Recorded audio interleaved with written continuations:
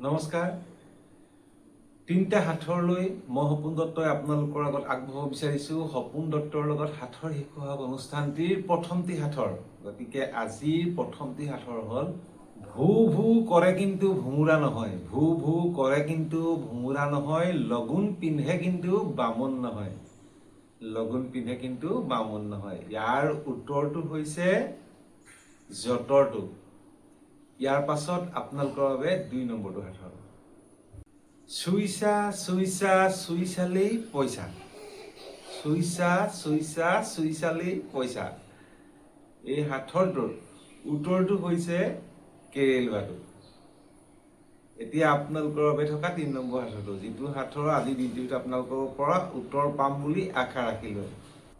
তিনিটা লেটাৰে এজনী গাভৰু ছোৱালীক বোৱাৰী বা বুঢ়ী মানুহলৈ ৰূপান্তৰিত কৰে। সেই লেটাৰ তিনিটা কি কি?